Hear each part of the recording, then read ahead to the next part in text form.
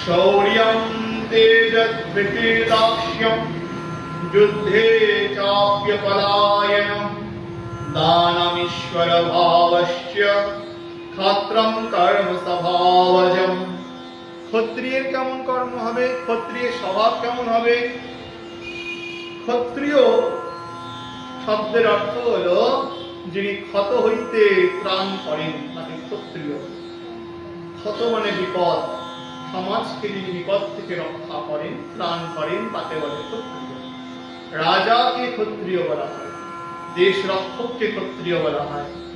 তো সেই ক্ষত্রিয় সত্ত্বগুণ কম এবং রজগুণের প্রাধান্যে তার দেহ তৈরি হয়েছে।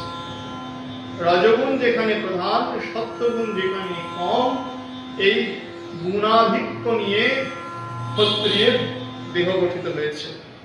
তো ক্ষত্রিয়ের মধ্যে কি কি গুণ থাকবে? শৌর্যম। শৌর্য মানে কি? শৌর্য মানে বলবান ব্যক্তিকেও পরাক্রান্ত করার ক্ষমতা রাখে যে, তাকে বলে শৌর্য। আর কি? তেজ। তেজ মানে কি? তেজ মানে নিজে কখনো পরাভূত না হওয়ার ক্ষমতাকে বলে তেজ, হার মানবেন না তিনি। ধৃতি কাকে বলে? কোন অবস্থাতেই যিনি বিচলিত হন না তাকে বলে ধৃতি, ধৈর্য।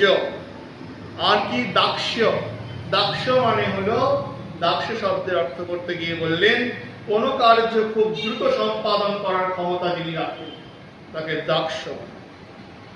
যুদ্ধে অপলায়নম, অর্থাৎ বারে বারে পরাস্ত হলে পরেও তিনি পুনরায় যুদ্ধতে নিযুক্ত হবেন, তাকে বলছে যুদ্ধে অপলায়নম। দানম, সৎপাত্রে উপযুক্ত বস্তু দানকে বলছে দানম। আর কি? ঈশ্বর ভাবশ্চ। ঈশ্বর ভাব মানে কি? যিনি প্রজাদের প্রভূত রাজা, তাই প্রজাদের তিনি ঈশ্বর, প্রজাদের তিনি পালন করার ক্ষমতা রাখে। ঈশ্বরের গুণই হলো পালনী শক্তি। এই হলো ক্ষত্রিয়ের ধর্ম।